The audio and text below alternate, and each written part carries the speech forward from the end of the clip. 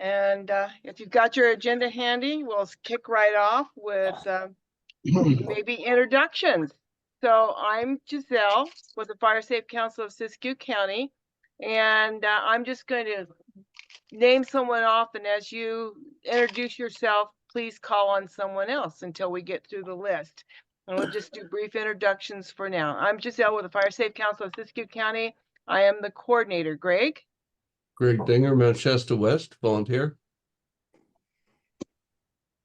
We'll toss it to Kristen. And then Kristen. I'm Kristen Norman. I am the administrative assistant for Giselle for the Fire Safe Council of Siskiyou County.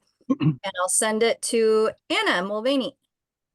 Hi, I'm Anna Mulvaney, and I'm from Dunsmuir, the county of Dunsmuir. And I don't have a list, so you can call a name. We'll send it off to Sue Lang. Hi, I'm Sue Lang. I'm a resident of Dunsmuir. All right. How about we go to Eric Knapp? Hello, everyone. I'm Eric Knapp. I'm a research ecologist with the U.S. Forest Service based in Reading. And I guess I'm giving you a little talk tonight. Yes, he'll be our speaker. And I saw Julie Titus is upside down. And Julie, you want to introduce yourself? Yeah, I have no idea what's going on. I haven't been on Zoom for a while, and there it went upside down. I'll just stay off the video. Julie Titus, and I'm wildfire and fuels helper prevention for communities around the entire county. So do what I can to help everybody. All right, Jim Ostrowski. Hi, I'm Jim Ostrowski. I'm a consulting forester and a resident of Mount Shasta. All right, Bill Jack.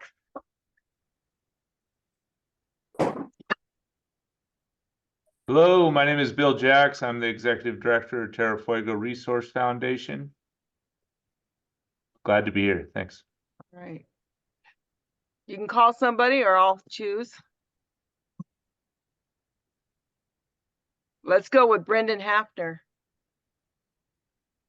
Hello, Brendan Hafner, Scent Forestry, resident of Mount Shasta. And Julie, I thought that was really great. I love the upside down video. Kept us on our toes. Joe Hott. Cool. Yeah. Yeah, hi everybody. This is Joseph Hott with Black Mountain Fire Safe Council. And how about Stefano Bumbut?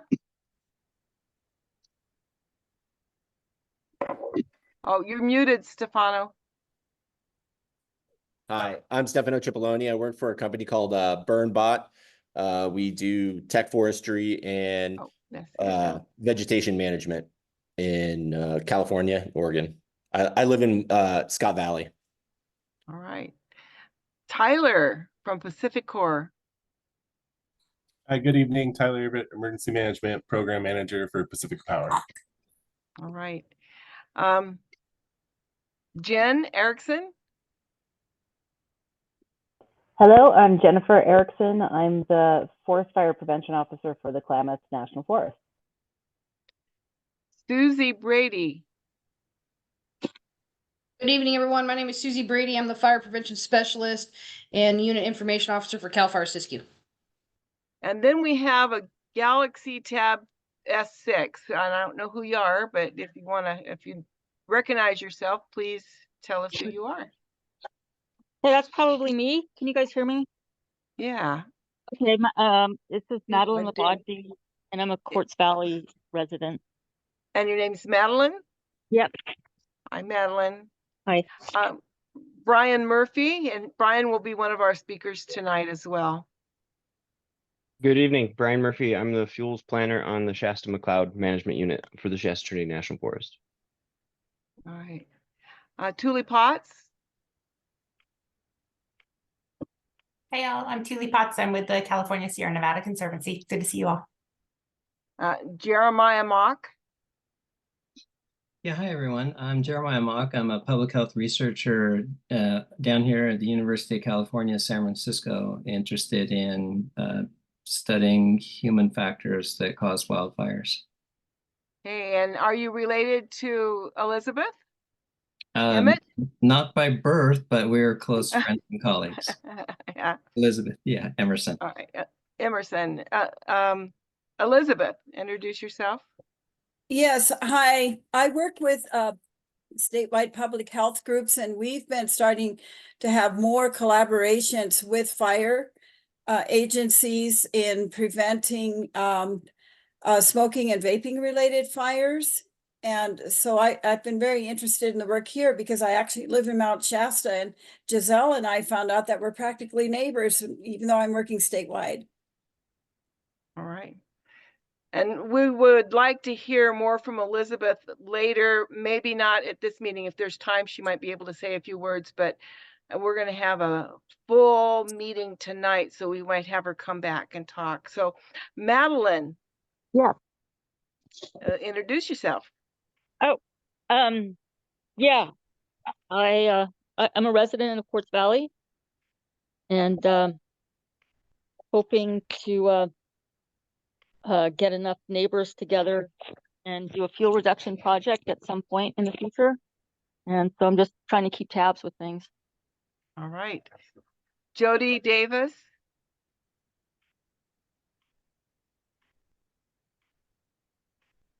Jody.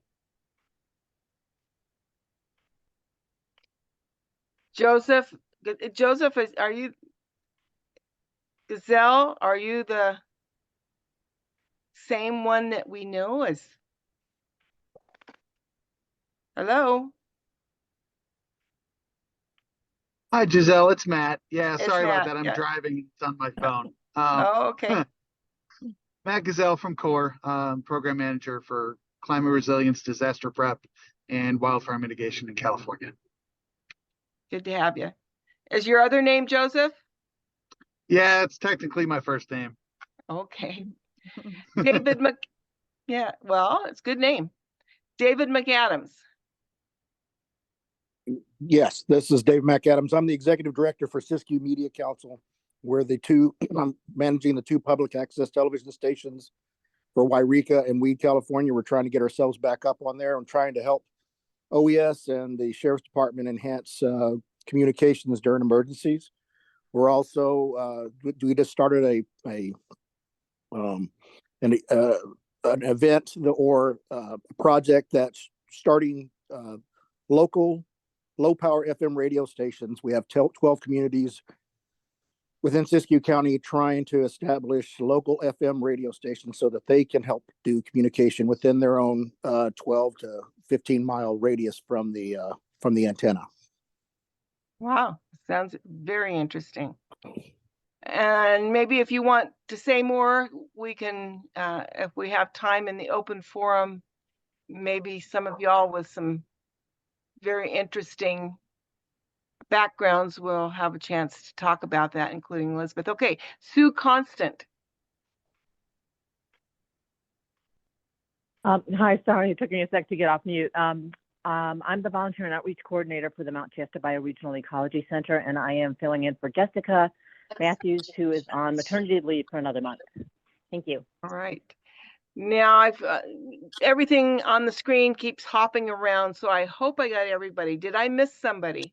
I'm here. I'm back. Oh, go ahead, Kathy. Introduce yourself. Oh, and Nancy, I see her. Go ahead, I'm Kathy. Kathy Derby from the Fire Safety Council in Butte Valley and in Bray, Tenant area. All right. Nancy. Hi, everybody. Nancy Ogren here, Siskiyou County Supervisor, District 4. All right. Did I get everybody? Does anybody want to introduce themselves that didn't get to? All right. Well, tonight we There have was a pretty. someone that just came in. Sorry, Giselle. There was someone who I just admitted, Jody Pixley, WKRP. Okay, yeah, it's connecting, it says. Oh, there's Jody, and then somebody, oh, Sue's getting back on. Jody, introduce yourself. Hi, everyone. Jody Pixley, Western Klamath Restoration Partnership Coordinator. Just joining. Nice to be here. All right. It's good to have you. Well, again, it's good to have you all. So we do have a full agenda. We have some pretty well-heeled speakers and can't wait to hear from them. So we're going to jump right into it. Eric Knapp, would you like to be our presenter? Let me make you a co-host. So if you want to share screen, you can. Kristen, can you make Eric a co-host? Do you have that ability? Because let me look.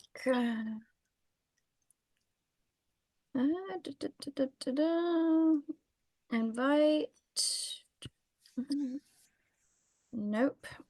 okay, I think I can. Here we go. All right. And Brian, I will make you a co-host as well. That way, if you want to share screens, you'll be able to do that. Okay. Oops. All right, Eric, when you're ready, just hop in there.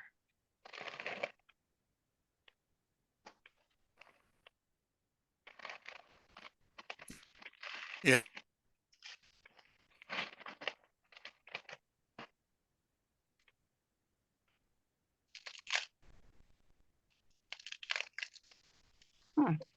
We just had another, looks like, I'm guessing that is Shasta County Fire Safe Council. Oh, Pam Bates. Yeah, why don't you have her introduce herself? I can't make Brian a co-host. It's not allowing me. It just says I can pin him or unpin him. Oh, maybe take me off. Maybe you have, maybe there's a limit of how many there can be. Yeah, I don't know. Because you already have two, me and Greg. Maybe you have to take one of us off and then you can add him. Okay, we'll give that a shot. Hi, Pam. You want to introduce yourself? Thanks for coming. Oh, hi. Hi, this is Pam Bates. I'm from the Fire Safe Council in Shasta County. I'm the executive director, and we do a lot of collaboration, and I get a lot of mentoring from Siskiyou. So, hello. Well, we've got a lot from you too, so. So.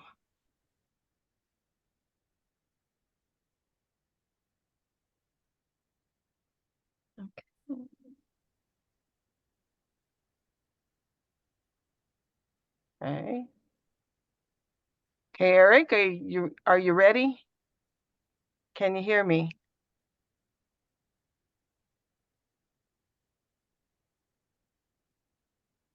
Oh, I wonder what's going on here. There we go.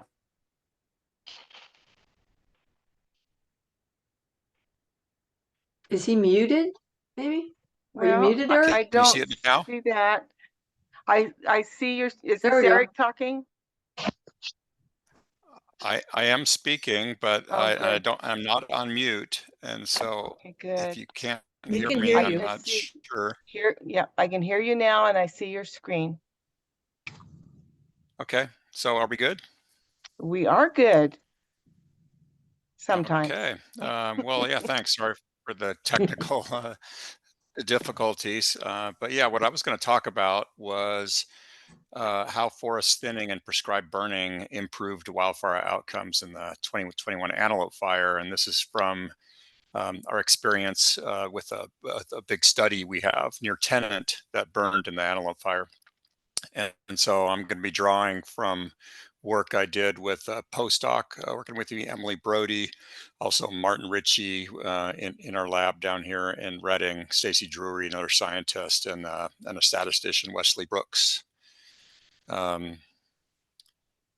So the Goose Nest Adaptive Management Area is on the eastern side of the Klamath National Forest. And if you can make out, let me see. I'm gonna get my laser pointer. I can show you. Here's Tennant. So the plots are around Tennant, and in this area we have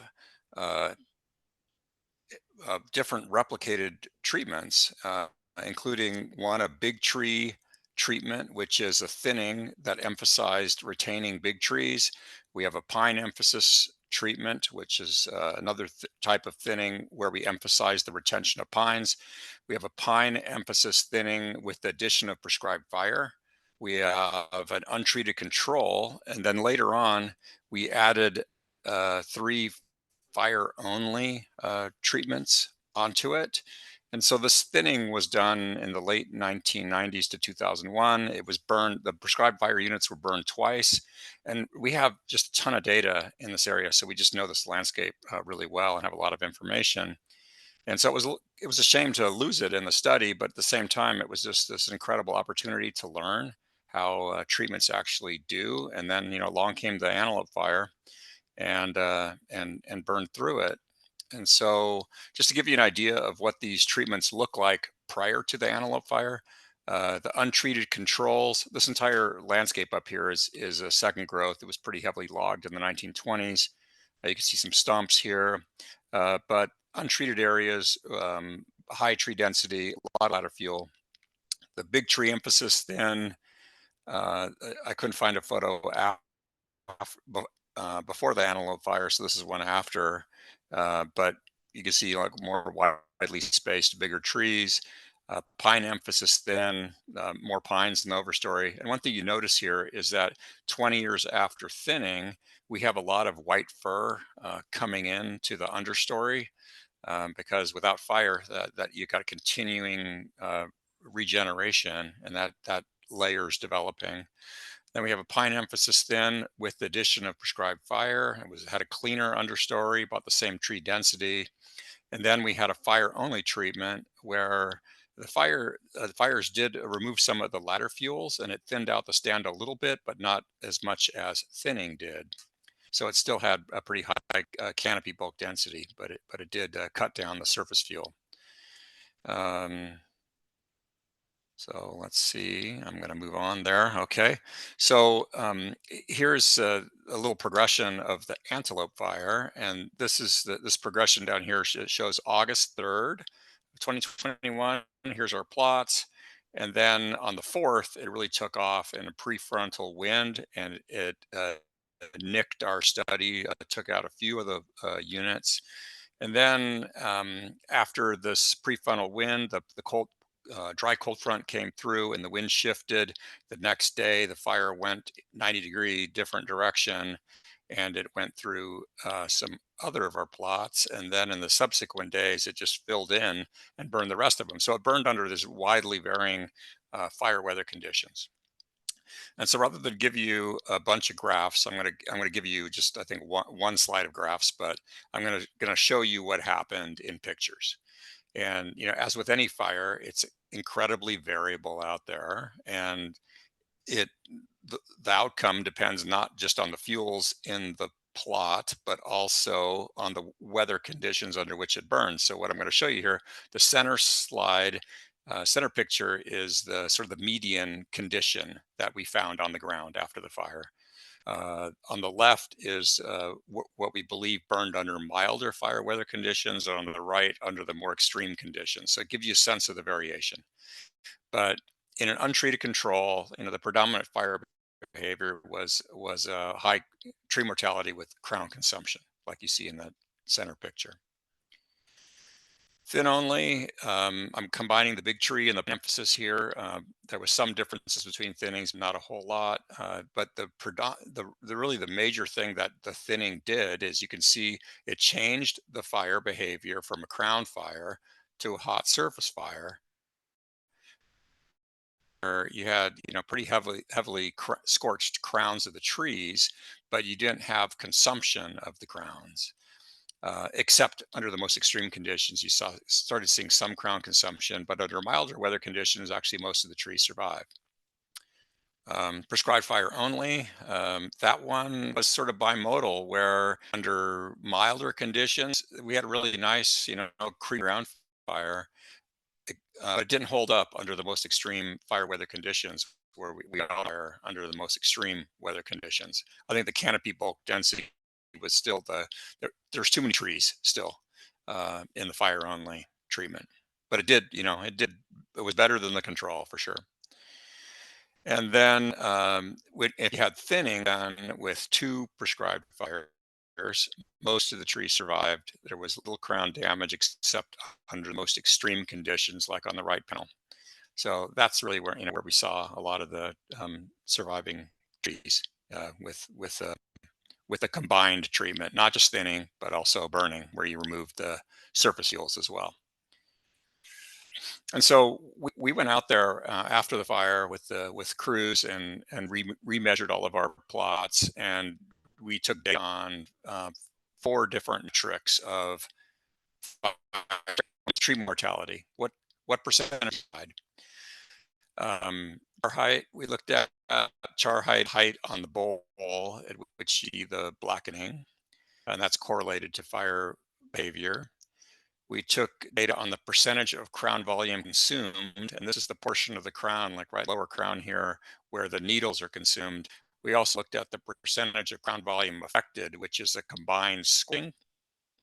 These scorched needles are not affected by the flames and consumption. The combined effect, that's crown loss. So this is the only graphs I'm going to show you, but it essentially just puts in graphic form what I already showed you in pictures.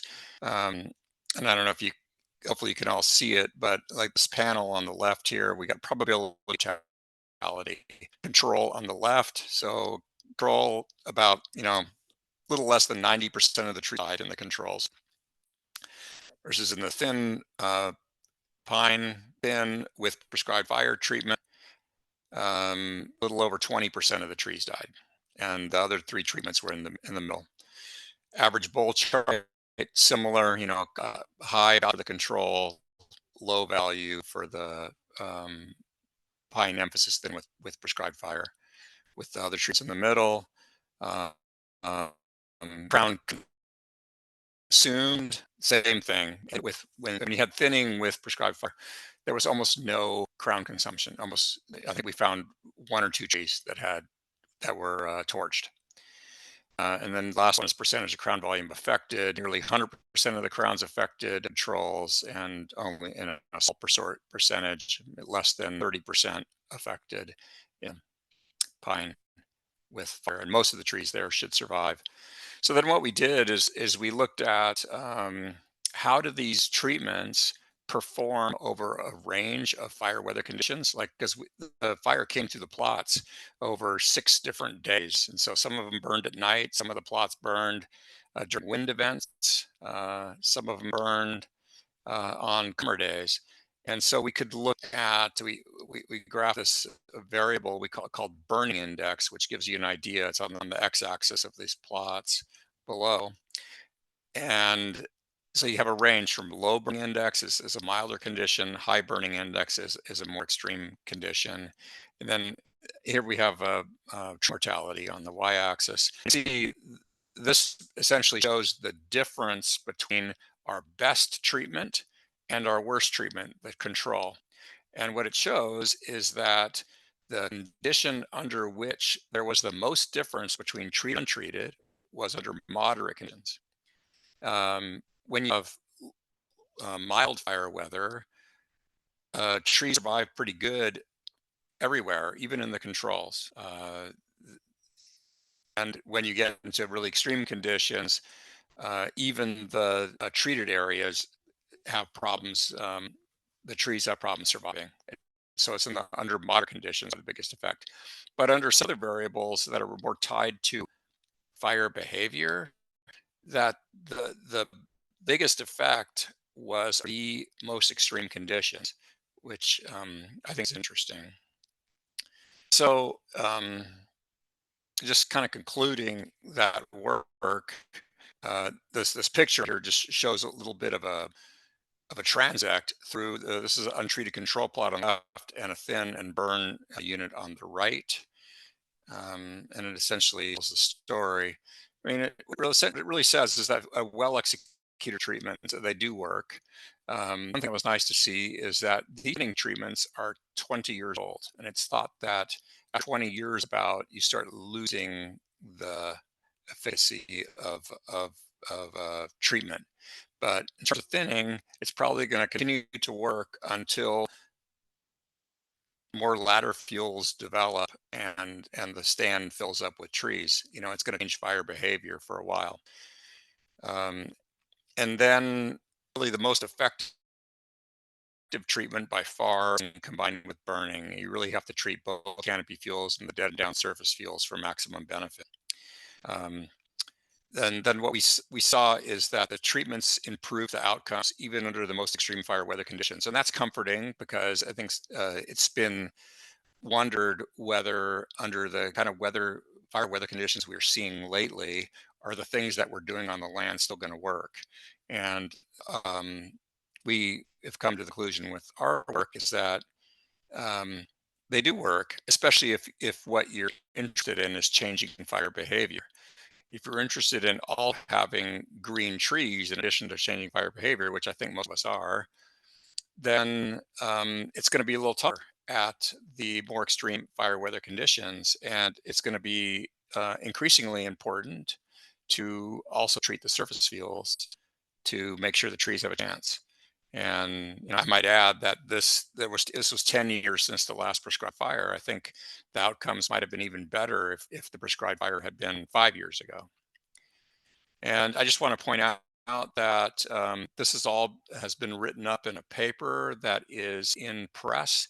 It's probably going to come out next week. It's open access. There might be some media associated with it, so look out for it. I'm happy to send you the link, or you can just look it up. Emily Bodie's the lead author, and it's in the Journal of Ecology. And then lastly, I just wanted to acknowledge the Klamath National Forest for keeping these treatments for so many years, and just this huge group of people that got together to help measure the plots. So with that, I will stop sharing. And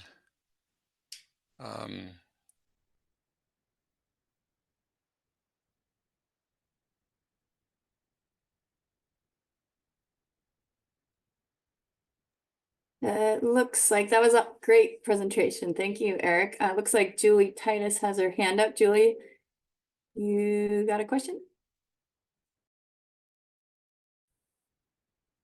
You're muted, Julie. Sorry about that. Eric, yeah, thanks. That's great. I have a quick question. Were any of the plots thinned and mechanically treated surface fuels, or was none of that done in those? No, he's muted. Is he? I think. Yeah. No, I don't see him mute, but yeah, it's why I didn't know whether he was done with, yeah. Huh. Oh, well. Is he frozen? I think he's frozen.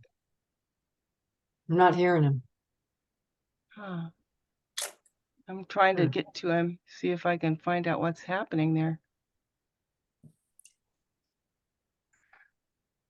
We're working on it, Eric. Hi. Yeah. We see you. I don't know. Can you see what's going on, Greg? Let me see. Does he's not muted. He's not muted, no? Huh. No, he's not. I don't know if you can get into the chat. Maybe type your question into the chat, Julie. Maybe you can respond there. Oh, yeah. Good idea. Okay, hold on a second. I'll do that. And Julie's no longer upside down. I know. I figured out. Yeah. It's my laptop. I have a laptop that flips both ways. You can flip it, and it was flipped. I didn't realize. So I'd change it on Zoom if you flip your laptop. Okay. Yeah, I'll get it. I'll go ahead and give him a chat. Okay. Sure. And there's a couple other questions too. I wish I could get him could hear him. I have a question too. Okay. But I don't know how to put my hand up. All right. We won't leave you out. Let's see if we can just get Eric live. Probably have one more. What's that? Hi, George. How you doing? Good. Anybody have any ideas why Eric why we can't hear him? Could it be the weather? I mean, it's stormy. Yeah. Probably not. No. Hey, Eric, if you can hear us, give us a thumbs up. Can you give us? Okay, so why don't you leave the meeting and come back? Sometimes that fixes glitches like this. That's what I was gonna say. Okay, so while Eric's coming back, we could put Brian on, but that might be interruptive. Why don't we just do a few updates? So Jen, why don't you give an update for the Forest Service while we're waiting?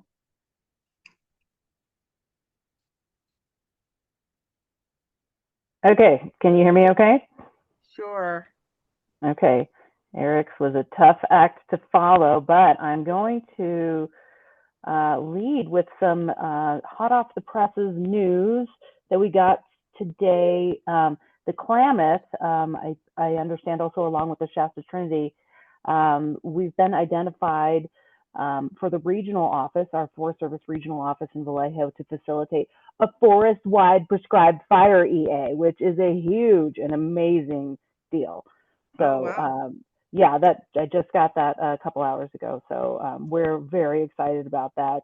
More to come on that. But we're doing temp hiring right now. We are doing all of California is hosting a permanent fire hire event right now with some in-person opportunities this weekend, starting in on Friday at 10 a.m. and then through Saturday we'll be in Redding with people from different forests at the Red Lion Hotel. Hiring entry-level permanent fire positions. So any questions on that, folks can ask me. Chris Sexton's back from her detail. That's our deputy forest supervisor. We still have the detailer in our forest supervisor position, Bradley Tuberville. We're currently working on hiring a Chief 2 behind Heather McRae, who has accepted the Chief 1 position. Let's see. The Klamath Basin Priority Landscape is going to be releasing a 5-part video series about the wildfire crisis strategy sometime in late January. So we're pretty excited about that. I've seen some snippets of it. It's really awesome. It highlights why our landscape's important and some of the work we're doing with partners. Also on the landscape, they're expecting to receive their funding this week. So they'll be able to put money into additional wildfire crisis strategy projects. They did get $2.5 million from the national level Wild Turkey Federation Keystone Agreement. So that's going to go towards planning the Wildland Urban Interface Project over on the Happy Oak Ranger District along the Klamath River corridor. So that's awesome news. They're working on also with the National Fish and Wildlife Foundation to identify a partner to plan and implement that project in the Klamath River Basin. So elsewise, Sam and Scott is doing some pile burning, as is Goosenest. We mostly have gotten snowed out of our higher country, but we'll get back at it once conditions improve. We've got 300 acres last week. And this week. So, and then finally, we do have a detailed district ranger over on the Goosenest Ranger District, Curtis Coots, who is actually the Chief 1, so the Forest Fire Management Officer on the Mendocino National Forest. He also comes from the Klamath. He worked here for a while. So he is detailing in behind Drew Stroberg, who has accepted a new job in Michigan. So thank you very much. And awesome presentation, Eric. Thanks. Thank you, Jen. That's a great update too. Lots of good things going on. Well, I see that Eric's back. Eric, would you like to test your mic? Let's see if we can hear you now. Sure. Can you hear me now? There he is. So let's start where we left off. Julie, you had a question for Eric? Did you hear my question, Eric? Earlier, did you hear my question about mechanical? Did you have any mechanical treatment for surface fuels in any of the plots that went through? Oh, he's gone. I can't hear you again, Eric. Ooh.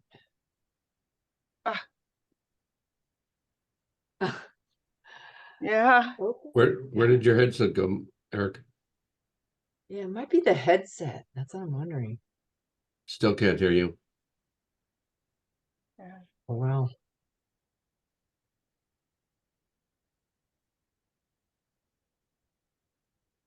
Yeah, no.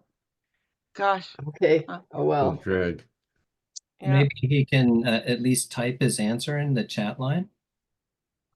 Yeah, I typed it to him directly. I didn't put the whole group, but he hasn't got back on that, which is weird. Yeah. Huh. Well, if you're going to type in chat, Eric, can you raise your hand to show us that you're going to respond with the chat? Yeah, he just put in the chat. Oh, he did. Asking for he must people not to have put their seen questions. mine. Yeah, so retype that, Julie, and he'll reply in there. So, okay. Let me rewrite it. And then Eric, there's already one in there from Sue Lang about what were the major kinds of trees in the tenant fire, white fir or white pine.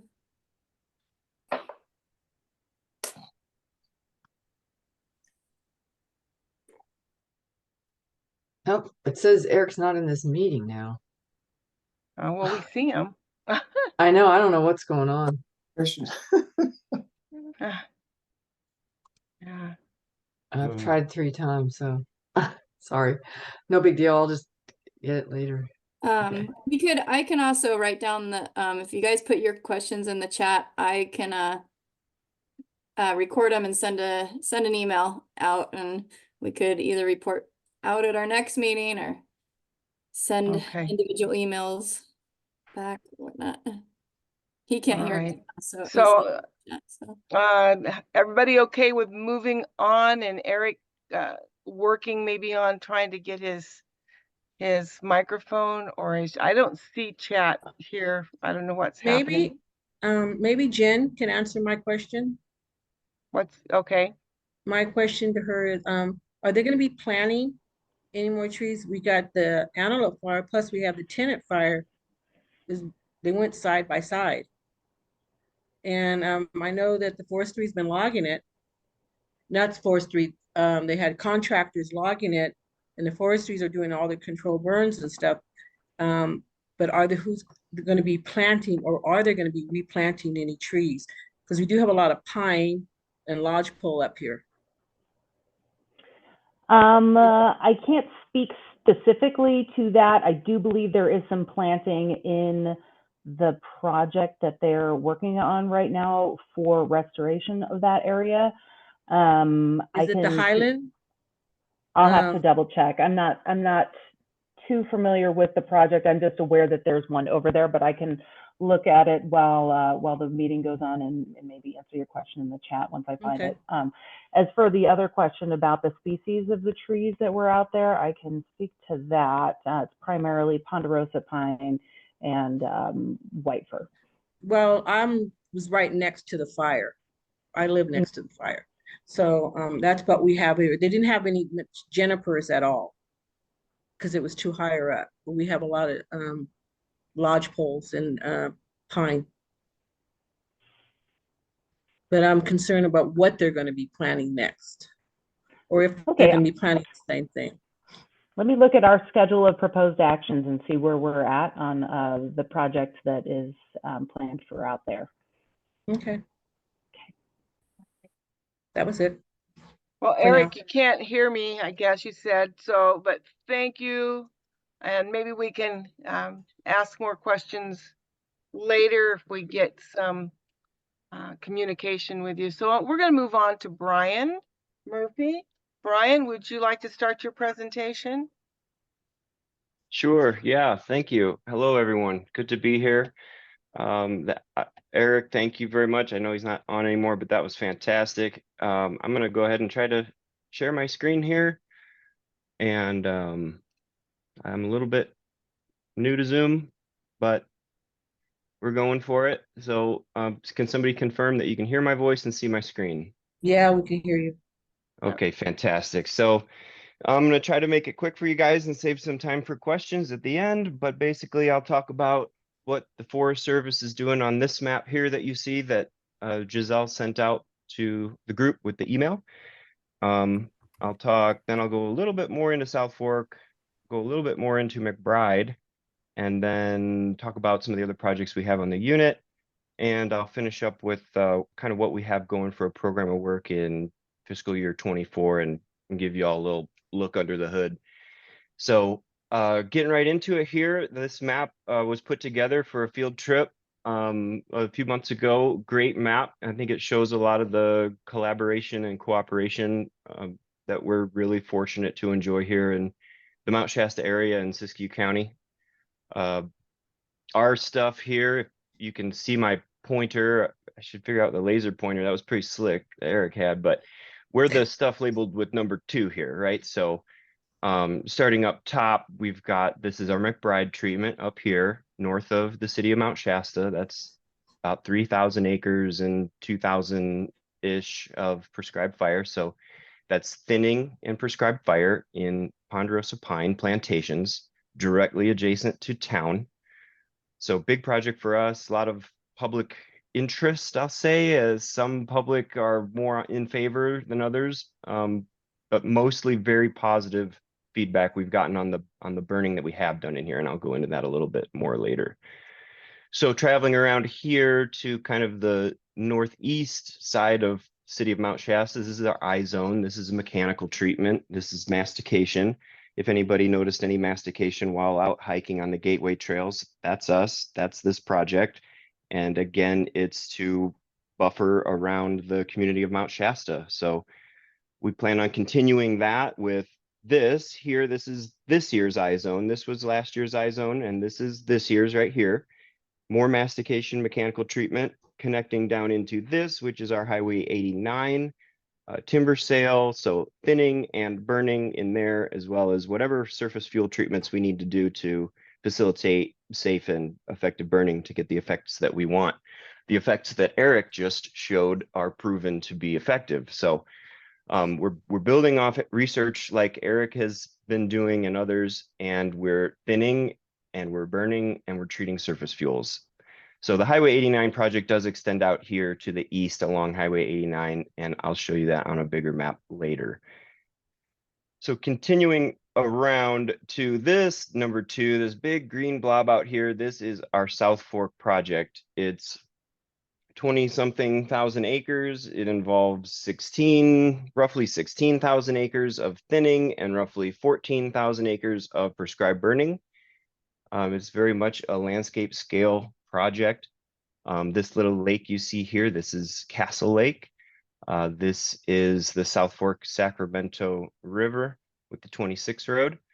I'll go a little bit deeper into this project, but before I do, there's this little fuel break that we've been maintaining over the years. There's this little fuel break. This is our Rainbow Ridge fuel break. Up here coming along the Everett, this is our Everett fuel break that we maintain every 5 years or so based on when it needs it. So I love this map. I'm happy that this was shared. I could talk all day just on this map alone, but I'm going to keep moving through here. So I'm going to go to our South Fork project. And this is a super complicated map. I'm not going to try to explain the whole thing to you. But basically, this color here, this blue-ish color, light blue, this is all FMZ. Okay, so it wraps around here, goes adjacent to this non-fed ownership land here, comes up Castle Lake Road, incorporates a lot of this stuff. All that color is FMZ fuel management zone, and we're trying to cut that down to 60 to 80 square foot of basal area, which is pretty open. It's very open, in fact. So that level of thinning paired with surface fuel treatments, hand, mechanical, whatever we need to do to facilitate prescribed fire. All the dots you see on here, all these areas with these little dots, that's the prescribed fire layer. So that everything that is covered in those little stipples or dots, that's where we plan to burn.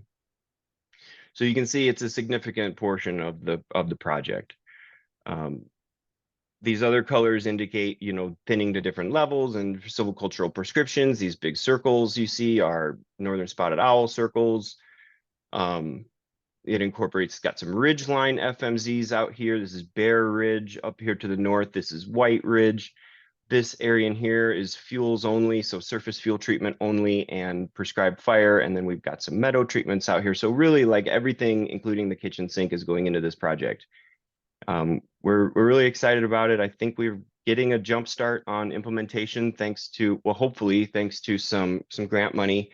SNC is really helping us out through that process, and we're hoping to get that money, hit the ground running, and start treatment in priority areas, which would be, this road going up to Castle Lake, high use recreation area, this area around the non-fed ownership, and just getting started as soon as we can on this guy. The problem here that this project tries to address, this is some of the fire modeling that I did for the project, and this is under 90th percentile conditions. So this isn't even the worst of the worst. This is 90th percentile. So these are conditions common in the heat of the summer. So the 3 months that are really hot and dry up here, you could have these conditions on any given day. The colors indicate flame lengths. I'm sorry if you can't read the scale here, but the red is the higher flame lengths. The darkest red is greater than 25-foot flame lengths. So that's definitely impacting the crown. That may be torching, group torching, that in certain areas, we're with the right or with the wrong wind, I suppose, that could be, active running crown fire. So the Castle Lake Road is right in that red area. All this non-fed ownership boundary is all red. So this goes to show kind of why we are trying to cut, thin, and burn as much as we are. So if we were to implement all of our prescriptions, this is the post-treatment modeling, and this is only as accurate as the models, which is, it gives you a general idea, and the general idea that it gives you is that it would get a lot better. So you can almost see the boundary of the FMZ where we're cutting it down super, really thinning aggressively is the lightest green. And then you get into the yellows in some of the northern spotted owl areas where we have to have a lighter touch. And there's this blob of red down here. This is a research area where we're not treating at all. So this remained the same from the untreated fire modeling. But just to give you an idea of the intended outcomes of this project and the potential benefit to not only the community, and there's private landowners over here, but also watershed scale, landscape scale, reduction in fire severity. So it also, like Eric said, under really extreme fire behavior conditions, all the thinning and burning and all that stuff, it sometimes still can't prevent negative effects. So overstory mortality.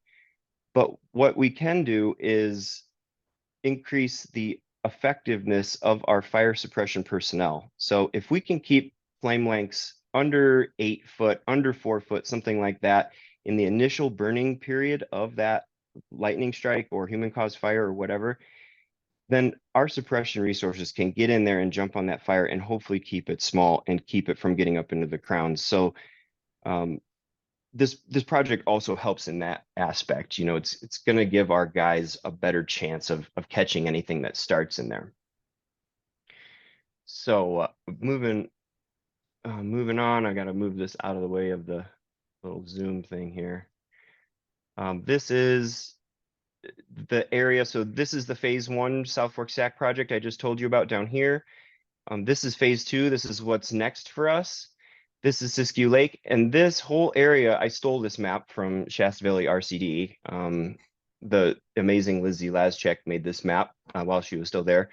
And this red outline going around, this is their West Mount Shasta Forest Resiliency Project. So they are trying to treat as much of this as they possibly can. So it just goes to show that our treatment here in phase 1 and their treatment over here, they're really lining up. They're really congruent or complementary. So our partners, we're not doing all this stuff in a vacuum. Our partners are right there with us doing their part, and we're super excited to have a cross-boundary treatment out here. So moving on, talk a little bit about McBride. This is a NAPE photo. This is after the thinning in the plantation. So this is just north of the city of Mount Shasta. This is the Gateway Trailhead right down here. I'm sure you're all very familiar. So this is plantation ponderosa pine with some brush fields in here. And you can tell the difference between the thinned and the unthinned with just looking at the aerial photos. You know, we went in there and we really thinned it out, and then we're burning almost all of it. So like I said, the whole project is 3,000 and we're burning 2,000 and change. This is what we did this fall. We were able to burn, again, here's Gateway Trailhead. So we were able to burn all this stuff in green. This little unit here, little guy, we burned last spring, but it's black too. And we anticipate getting the rest of this done either spring or next fall. So we're trying to be pretty aggressive out there in McBride. We want to get that brush knocked back. As we all know, when you open the canopy up, especially in an area that kind of wants to be a brush field anyway, the brush response is pretty aggressive. So we're going to be aggressive with fire in there, meaning multiple re-entries as needed, not necessarily like burning aggressively, not burning for high flame lengths, high intensity, high severity, nothing like that. But the schedule of implementation of the re-entries in here will be enough to keep that brush down. At least that's what we're going for. So that's the McBride project. And then I'll zoom out a little bit, and let me just zoom into this map a little bit here. But so this is more district-wide projects that we have going here. So phase 1 is over here where my hand is. This is phase 2. This is McBride.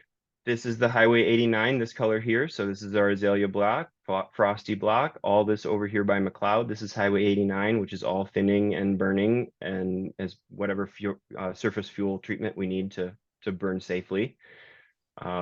This is east side out here. That's huge. That's 12.5, I think, 12,500 acres of thinning and burning. Elk here, we got some LSR, some late successional reserve burned this last fall, actually quite a bit out there. That had some thinning and burning.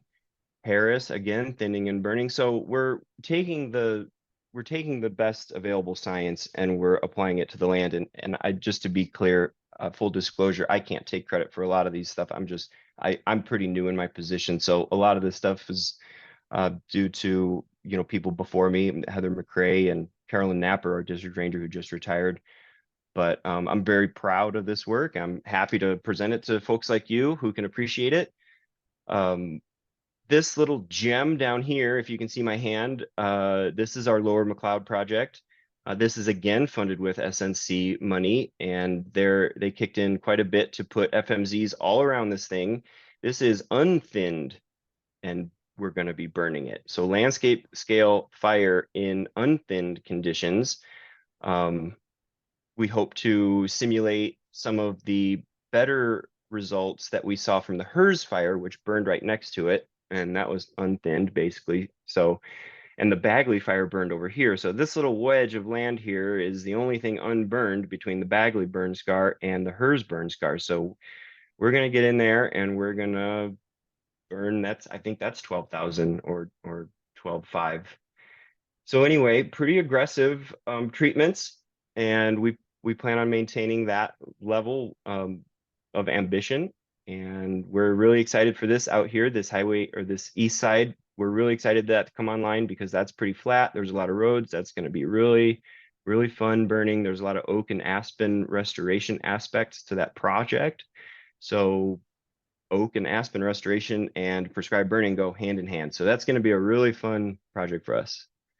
And then last and not least, I promised you a look under the hood. So this is kind of what we've got going for fiscal year 24. And I know this is kind of dense for you guys, and I'll just hit the high points, but we're getting into Lower McLeod. We're going to treat along Squaw Valley Creek, or Bear Trap Creek as it's becoming known. And that's going to be snagging, mechanical, machine pile, burning machine piles. We'll have to do a manual follow-up treatment out there. So making progress on that. We've got a co-top, which is the, excuse me, the power lines out east of McLeod, northeast of McLeod. Those huge, I think they're 500 kilovolt And we do mastication out under those lines every single year. So that's a repeating contract. Something will come out of South Fork. It'll be manual, mechanical, whatever it is. However that shakes out, we'll be doing that. We've got the I-Zone. We've got Highway 89, McFalls, burn prep, surface fuel prep. That sale has already been gone through there. So it's in our lap now. We're gonna open up Rainbow Ridge Fuel Break. That was done in 07, I believe. So it needs to be opened up again. That fuel break actually came in handy. There was a series of arson fires up there a few years back, if you guys remember that. And that fuel break may or may not have helped. If those fires grew together and got bigger, the fuel break definitely would have come into play. So we see the value in it. We're planning on doing a snagging contract up the Everett. We do maintain a surface fuel, like fuel break going up there. We do about every 5 years. But if any of you have been up there, you know that there's just a ton of snags along that road now. And just that whole area within a certain elevation band, you can just look over it and see all the mortality. It almost looks like 1 out of every 3 trees in some areas. So a lot of those trees are along the Everett, and that's an important road for us. So we're going to go in there and snag that out, along with some other roads that we want to do a fuel break on in the future. So get the snagging out of the way so we can go in there later. Frosty is a Highway 89 unit, and that's ready to burn. So we got to get in there and do some burn prep. We've got Antelope 30, the part of the Antelope fire that was on our district. There's just some cleanup to do out there. And for the question that was asked before, we are planting on our part of the Antelope, doing site prep out there. So I would imagine that that's being planted on the Klamath side as well. Then we've got some burn prep here in McBride, and then McBride South, which is a part of it is just a separate timber sale that's going on. Not quite ready for us yet, but it does need some mastication before we can do anything. So we'll get in there and do that. And then looking out to next year, maintain the Everett. There's a Parks Trinity fuel break. We're doing a CE for right now, and that basically follows the 17 road, the IP road, or the Parks Trinity road, whatever you want to call it, all the way from where our ownership starts near the springs there, Stewart Springs, and follows that 17 road all the way up and over to Route Highway 3. And we're going up to 500 feet off either side of that road, thinking in the future that may be strategic. So got that in the works, hopefully start implementing next year. 10-gallon road, we're thinking about popping a fuel break in there. I think that could be strategic if anything were ever to happen in that area. And let's see, more burn prep out in 89. There'll surely be another South Fork contract. More this bear trap. This is more Lower McLeod. Bald Mountain are the ridges that come down. More coat top. So anyway, this is kind of how we plan it out. We've got roughly 5 years planned out, and that's what we got. So I hope I didn't go over time too much there. If there's any questions, I'd be happy to try to answer them. Thanks, Brian. That was a great update. I really like all the prescribed fire that's going to be hitting the ground soon. So, any questions for Brian? Nina has one in the chat. She's asking, how do you determine what lands have mastication, mechanical, or other treatments versus prescribed fires? Yeah, good question. So we go in there, our forest plan limits us to slopes less than 35% for machines. So we start by breaking out the slope. If it's less than 35% slope, then we can do mechanical treatments. If the fuel loading is super heavy, then we go in there and machine pile, burn the machine piles, sometimes have to masticate some surface fuels, and then implement prescribed fire. If the fuel loading is not too bad, or if it's just brush and we can get away with it, then we'll just masticate and then follow it up with prescribed fire. Or in some cases, we are able to skip that altogether and go straight from timber sale or straight from thinning to prescribed fire. It just depends on the fuel loading, I think, more than anything. All good stuff. Jen Erickson, your hand is up. Hey, Brian. great presentation. I love seeing all the stuff that you guys are up to. I really like seeing that large scale map and seeing how everything interacts. My question was, you mentioned early on in your presentation that you are mostly enjoying public support for your projects, but some are not as supportive. Can you give me an idea of the kinds of concerns people are sharing? Yeah, for sure. So there was some concern about the mechanical treatment, the mastication that we did along the gateway trails. Some people just don't like the look of masticated manzanita, especially freshly masticated manzanita. You know, some people see that as a little heavy-handed, and that's fine. You know, everybody's that, you know, we take criticism really well. Then with McBride, it was mostly the smoke. So there was a couple days where the smoke affected town. There was one day in particular where the hospital, we did get a complaint from the hospital, and they said that they were having to turn on their air purification system or something. Nothing bad came of it, but they just let us know, like, hey, you know, you put enough smoke on us that we had to turn our stuff on. And there were other people that were a little less, less nice, you know, saying that the smoke was toxic and we're killing everybody, and how dare we do this, and you know, we should be removing all this woody material off site and burning it off site, which, you know, isn't really practical. But you know, we got quite a range of comments.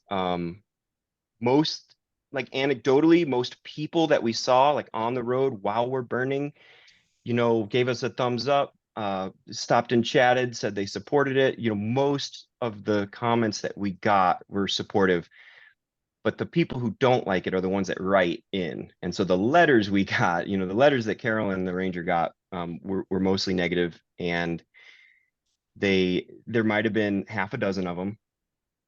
Probably, I think 4 of them were related to smoke. So, and I will say, in our defense, in Hani Myers she oversaw a lot of the burning. She's the main implementer for us on the unit. She did a fantastic job, and her and the team did a great job of picking windows and sending smoke off to the north into the Shasta Valley, or dispersing it, and most of the smoke did not impact town. There's a wildfire alert, California wildfire, I believe on it's like northwest of McBride, and it looks down on McBride. It's like up near Hammond Ranch. And if you watch that, you can watch a time lapse, and our smoke was going north just like we thought it was, and it was going great. And then somebody else was burning out at Hammond Ranch, and I don't know how, but that smoke circled around. And of course, if you want my opinion, I think it was that smoke that settled into town, because you could see ours moving north pretty good. So it was just kind of a combination of burners that socked in town for a day or so. And as far as I know, nobody was seriously harmed by it. It was just kind of an inconvenience for people. And Jen, I'm sure you're very familiar with the comments about smoke. Absolutely. You guys have just such a populous area that you're working in that we don't have a lot of on the Klamath. So I'm interested to hear what you guys are facing. So thank you. Appreciate it. I think the more education and communication we get out there, the more it's going to be accepted, because there's some statistics that state that better have some smoke now than a big, large wildfire, which, you know, is a lot more damaging with smoke impacts. So anyway, anybody else, any comments, any thoughts, any questions for Brian? All right, Brian, we appreciate. Actually, Brian, would you be able to email Giselle that last map, the really zoomed out bird's eye view of the whole greater McLeod Mount Shasta area? That's a really good one. I haven't seen before. Yeah, I sure can. I can do that for sure. And I think I see Thule has her hand up. Oh, Thule, there you are.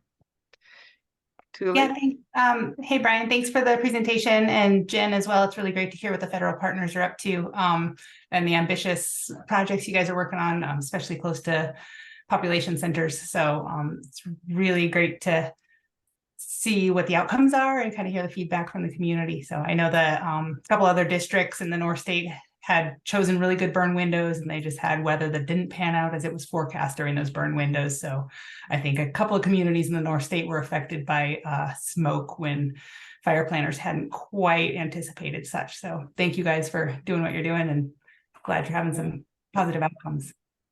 And Thanks, thank you, Thule, and your organization for funding a lot of that. Okay. If there's no more questions, we'll move on to some updates. So Jen gave us the update on the Klamath River Basin Wildfire Crisis Strategy. So, Community Wildfire Defense Grant. So we're working with the Fire Safe Council of Siskiyou County is working with CORE. And so we've had several planning meetings, and we're trying to get up and running and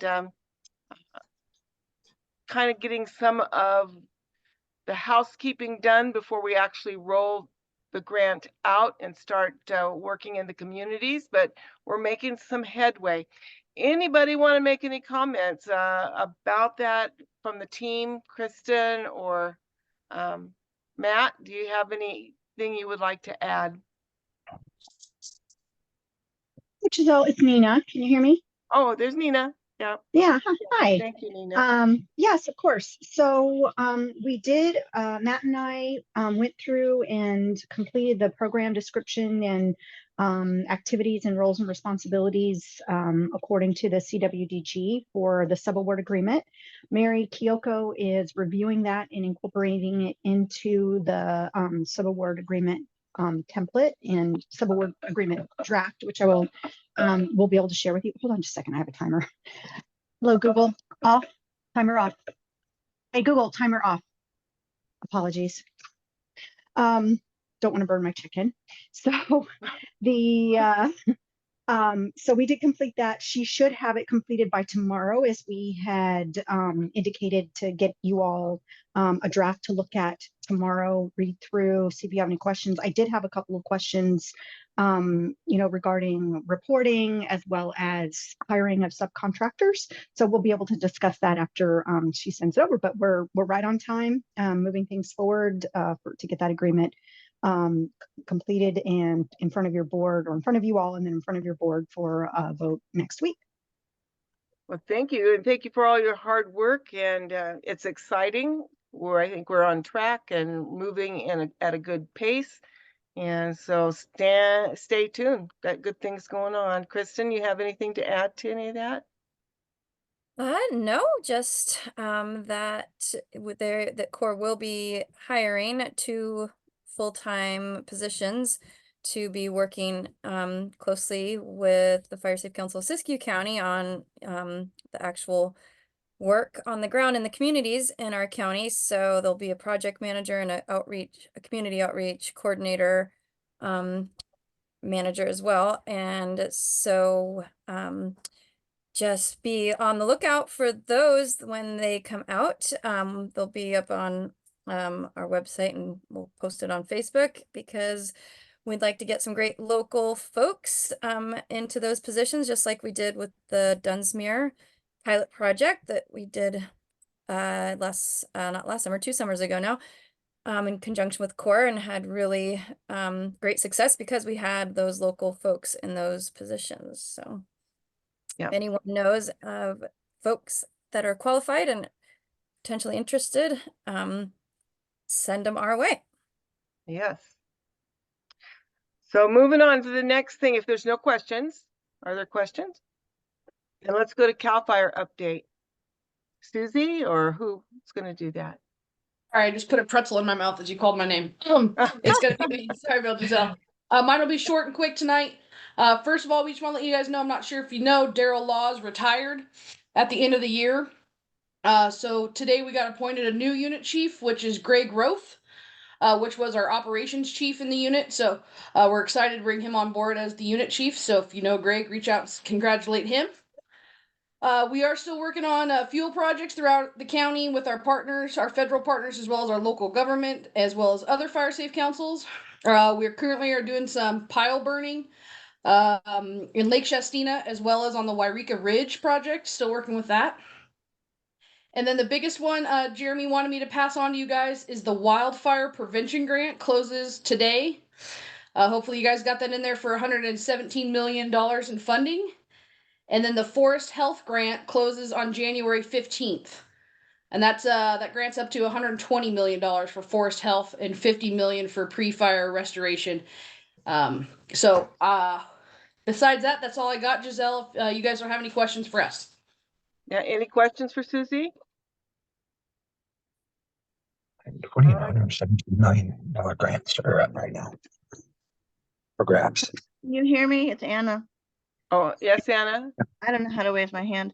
I have a Up question, Susie, about the nice little people that come around and check homeowners status of their properties during the summer. Are you shorthanded?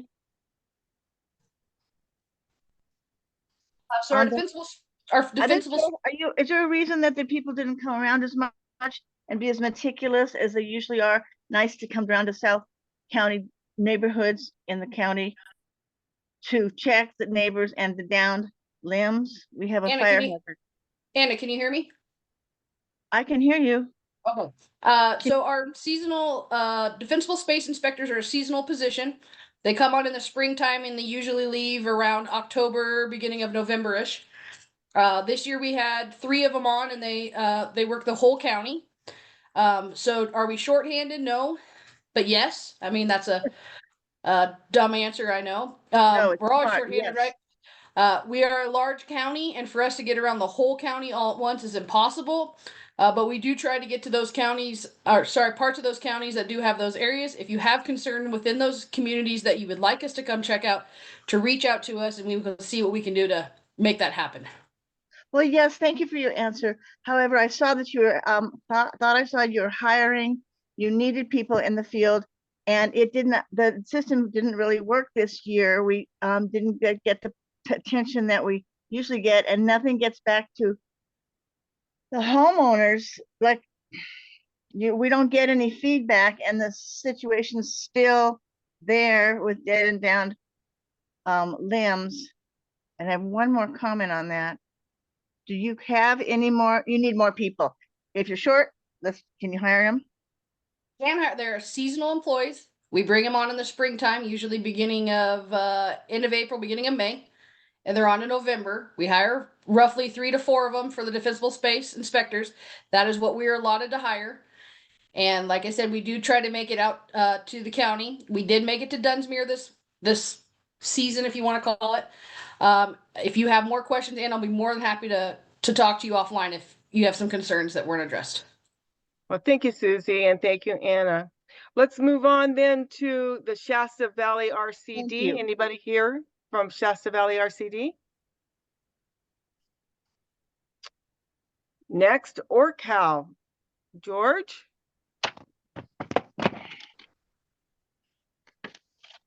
How you doing? In the Wairika Area Fire Safe Council also. We just received our contract from CAL FIRE for the Outson Road fuel break, which is to the west of and around that corner heading toward Fort Jones. It's not done. So we'll be starting our CEQA and beginning the outreach and step that. The award went out, I think, in June, and we just got the contract right after the first of the year. So we're anxious to get rolling on that. West of Walmart, there's been a couple fires right up there. We're going to expand on those dozer lines that were put in when everybody was evacuated. CAL FIRE dozer lines. So we're going to make those wider. We're going to do a lot of brushing, defensible space work. So we're pretty excited about that. Another project of ORCAL was to extend the Highway 31, the Road 31 fuel break from it's just below the ski park, from the Nordic Center parking lot. We extended that out 200 feet on each side of the road, and then went out on that road, the gravel road below the butte there, right up to the forest boundary. So the Forest Service had done a great job of masticating along there from the town to the Nordic Center. We just extended out with a RAC grant. So thanks for Carolyn, her hard work on that. We completed that this fall, and the contractors did a great job. So that looks pretty nice in there. I think there's firewood up there, but it might be covered now, hopefully, with snow. I was thinking also about a project that we did with the YCC this summer. While the YCC from the Goosenest Ranger District, we were able to go out and gather some seed and put in some test plots with for bitter brush in some of those burn areas, working with the Forest Service. So there is some planting going on, but it is native plant seed propagation, and we're going to see how that works out. We also were able to bring in some students from Butte Valley High School and our YCC crew, working with our during the summer when they had some slack days. They also did some invasive plant identification and eradication. That little bit of work for the native Modoc Nation property up there too. Some noxious weeds work. So just kudos to those kids. They did a great job this summer and got a lot of great experiences. And we were funded with support from CAL FIRE and the Forest Service. I'm sorry, not CAL FIRE. CDA, California Deer Association, and the Forest Service, and some other funding that we got from the National Association of Resource Conservation and Development Council. So right now we're beginning work on we're trying to complete the NEPA and CEQA for the Miller Mountain Project, which is on the west side of Highway 97, just as you crest and see the Grass Lake. So that project is about 300 acres of treatment and about 1,500 acres of planting. So that we hope to have that rolling this spring and summer. And I'm trying to think of what else we have going. I think that's a good list right there. We're working on some other projects. And we're going to try to continue that YCC crew again. They did a great job. And it's the YCC program with the Forest Service is a great recruiting tool for them. So Orcal felt it was important to keep that. They didn't have enough staff to operate it, so we were able to get some funding to hire the staff person, the coordinator, take the crews out. We also did a little bit of work with some of the classes, some of the different classes of even a couple of classes from the charter schools in Mount Shasta. So just trying to get kids out there a little bit and get to see what's going on and look at careers. We kind of felt that was a great way in the past that Forest Service recruited people, so we felt it was important to keep that YCC thing going. A lot of people that have careers in the Forest Service started at YCC, so we're just kind of making that happen over on the Goosenest Ranger District. I think that's it for Orcal and a little bit of, I think the Wairika Fire Safe Council, if nobody's on from the district. I think they're applying for a grant to extend some of that ridgeline fuel break on the west side of Wairika. I think they're putting that application in, or they have it in now. Hopefully, today's the deadline, and they're doing some mapping projects. So all those projects that folks are doing, we're trying to get those all on maps and kind of coordinate the whole county. That way, I know they've got a project there. I understand Patty Grantham is going to be working for them to kind of take Lindsay Les checks, prescribed burn work, kind of continue that. I think part-time, they're bringing her on to help with that. And then, yeah, just a whole lot of other things going on, but it's great to see those, what the Forest Service is doing around Mount Shasta and all the private work that's, the private lands work. Kudos to them, and just keep up the good work and keep that fire on the ground and take the heat for the smoke, because that's a better heat than what would happen if you weren't doing that work. So anyway, that's it from Orcal, our C&D. Thank you, George. Council. And thank you for all your work with YCC. He didn't say what that meant. It's Youth Conservation Corps, and I think there's 16 to 24. Is that how the Yeah, that's the range? range. Our kids were all high school students at Butte Valley High School in Doris. But yeah, I want to they're say thank you gonna be to older. you too, George. What's Good that? job.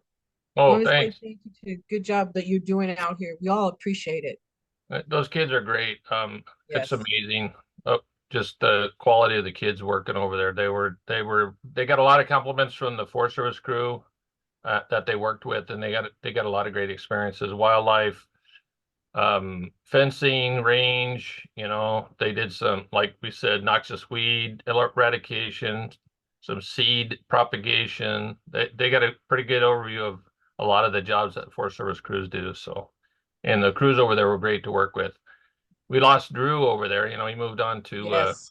Minnesota to I think not a supervisor, but a deputy supervisor position. So that's always but I think there's some new people already in place over there. I don't know. Yes. But You made a great farewell letter to everybody. yeah, he was a good guy, great, big guy too. I'm not used to looking up to somebody like that. Usually I'm a little taller than most of the people, but it was like, whoa, this guy, you had to be like 8 foot to work over in the goose nest. So A giant bear. That's it. Yeah, Yeah. he's a Viking, Big guy. that's for sure. Thank So you. moving on, we'll go to the next one. Siskiyou Prescribed Burn Association. Anyone here from there? Scott, if I go too fast, just stop me. Scott, River Watershed Council. Mount Shasta Bioregional. There was someone here from that. Yeah, there was Sue, but I'm not sure if Sue, she might have Sue jumped took off. off a few minutes ago. Okay. All righty, and then we'll go to the Sierra Nevada Conservancy. Thule, do you have an update? Just one quick update. We are updating our strategic plan currently. This is the plan that kind of guides the work we do for the next 5 years. We expect to have a public draft available by the end of January. So that'll be out. It'll be available on our website, and we'll put some news briefs out. But if anyone would like to take a minute to review that and provide any feedback, please do so. And that's it from us. Okay, Siskiyou County OES. We'll move on then to Nancy Ogren, our one of our supervisors. And Nancy, you might even know what OES is doing. I don't know. No, I only hear little bits and pieces. They work under the radar most of the time. Yeah. No, I don't have a whole lot. This is the time of year when I get to work on other projects besides fire, thank goodness. So I know where the Board of Supervisors on Tuesday is going to approve a couple of letters of support that Giselle has put before us. So those will be done on Tuesday. I just looked at the preliminary agenda tonight, and they're on our agenda for you, Giselle. Okay. So I'll let you talk about those. Other than that, things have been more wildlife and dam removal and lots of other things coming up, but not so much fire related, which is really wonderful. Forest resiliency is always a big thing. I'll be down at North Coast Resource Partnership quarterly meeting next week in Ukiah. We're always talking about fire and forest resiliency, so those things are always top on our agenda. And I'm always busy talking about this organization because you guys are amazing. So there's always a lot of support for you from me. And I'm always thinking about the watershed and what we can do to, make sure that not only are we very well represented, but we're doing the work that needs to get done, and we get the funding we deserve, which we've been able to manage. And Giselle, you're a big part of that. So thank you for that. That's all I have to report. Thank you. Well, we sure appreciate your support. You've been one of our most premier supervisor supporters since we've started this organization, and we really, really do appreciate you. Red Cross, anybody here? Pacific Power. Tyler? Yep, no updates tonight, Giselle, thanks. Okay. NRCS, I don't think he's here. No. Eric Olson? Not tonight. Okay. The sheriff's not here, CHP's not here, the natural resources is not here. Anybody have any updates on the Stevens funding or Wyden amendment? Does the Forest Service know if that's going to come open again or not?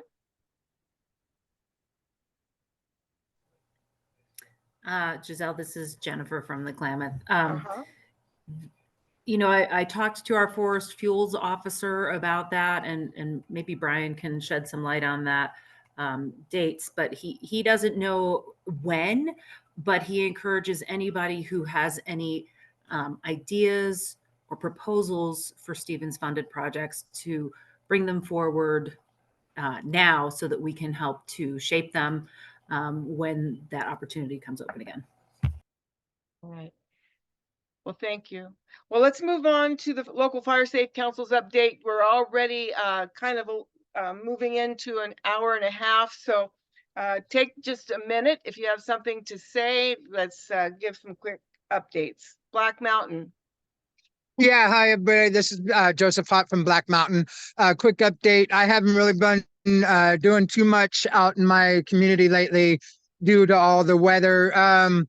Last week and the week before, I've done just a few storm damage removals and cleanup, storm damage cleanup. But other than that, I haven't really been doing too much due to the weather. Yeah. And that's all. Thanks, Joey. Kathy, Butte Valley, you have anything to say from Butte Valley?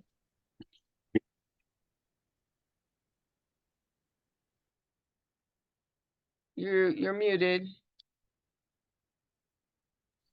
They were doing some control burns in this area off Old State Highway and up past Tenet, and things are just kind of slow. The snow came in, and things are nice and quiet. So that's all. Do have a fuel reduction grant for Kathy's territory, and we've sourced that to Vestra for project management. So they're working on getting the landowner agreements done. And then we'll be out there to do about 100 acres of fuel reduction along roadways for ingress and egress. Nothing from Coal Lake. Anybody from Dunsmuir? Kristen, do you have any Dunsmuir updates? Nope, no, just kind of the same thing that we have transferred the project management over. Well, Giselle is not we. Giselle is been getting all that lined out to have Vestra, the same company, do the project management and get all the landowner agreements that are remaining that we didn't already get. And they're finishing, should be pretty well, you know more than I do probably. They should be getting all this surveys done, and so probably in the spring, I'm guessing, we'll be actually getting the fuel reduction going. Okay, sounds good. And we're going to move on then to Greater Weed. What we're doing for Greater Weed is we put in a prevention grant to create a CWPP for them. We've never had one there. We have a countywide CWPP that we also put in for funding to update because it's over 5 years old. And we have we want to update some policies and some WUI lines, and we're going to be working on that as well. So, there's a lot of good things though going on out there. Hammond's Ranch, you haven't heard. Happy Camp's not here. Horse Creek's not here. Juniper Flat put in for a continuation of the work that they're already doing out there. They're getting close to finishing their phase 1. It's looking really good and got a lot of good things going on. Margie King works really hard. Klamath River, nobody here. Lake Shastina, we also have a grant to do a CEQA, and we're going to do a vegetation treatment plan, a VTP, which is very similar. We're going to probably hit about 6,000 acres of VTP, and then we'll do 100 plus acres of fuel reduction once that's done out there. Lower Scott River, anybody here? McLeod. Mount Shasta area, we're finishing up on Old Stage Road project, which runs from Cantera to Ream. We've got over 100 acres done. We've gone on to the Mount Shasta Resort and taken care of some of those large brush fills along the road, mostly mastication, hand thinning, no prescribed fire, although I would love to do that, but we are not planning on that yet. Orleans Soames Bar is not here. Quartz Valley, anybody there? We did have a Quartz Valley person. Are you part of that Fire Safe Council, and do you have any updates? That was Madeline. And she popped off. Babaji, and I don't see her on here anymore. Okay, Salmon River not here, Syed not here, and George gave an update for Wairika. Does anybody else have anything that they want to add to that? Okay, we're in open forum. Anybody have something they want to say in open forum? Hello, everybody. This is Bill Jacks here. I'll just go ahead and introduce the McLeod project that we're doing with on the Shoal Timberland and with the Pacific Forest Trust. Move my camera here to the screen. Anyway, if I could share my screen here, I can show you a map here. Let me see if I can get you a screen share opportunity. Let's see, Bill Jacks. Let's see where you're at. We got 1,300 acres to burn in the town of McLeod. It's a groundbreaking, revolutionary job, in my opinion, because we'll be burning right behind people's homes on timberland. And so, yeah, you know, you can share now, Bill. The closer we burn to these communities, we provide the greatest resiliency for the most vulnerable areas. Let's see, I'm trying to figure out how to share here. At the bottom, you there should it see is. a little, there you go. Okay, so here's a map of the unit just for y'all to see. Are you able to see this? It's loading. There it is. Yep. Yeah. Okay, so here's the town of McLeod. And I'll just scroll down here for you. This is the 1,300 acres. And so we're looking at a burn window this spring to get these units here, the unit 1 Alpha, 1 Bravo, 2 Alpha, 2 Bravo. Those are the ones we're going to start with. You know, we want to burn close to the community as possible to provide them the greatest resiliency against wildfire, but also strategically so that we can burn unit 3 with less risk to the community. Also down here, the town of McLeod has this unique sprawl of urban areas down here. So similarly, we will be prescribing fire down here as soon as possible, just to buffer those communities for wildfire and for future prescribed fires. So yeah, excited to present this to your Fire Safe Council here. I love listening to your presentations and really commend you and your communities on the work you're doing. And look forward to Terra Fuego Resource Foundation being a bigger part of the Siskiyou, Shasta, McLeod area. And I think you guys got a lot of good land to prescribe fire on. And I like what I'm seeing about the fire and prescribed fire happen close to town. You know, I share this with everybody. You know, this is my standard strategic WUI that I developed. People might chuckle at this, but let's see, it came over here. There it is.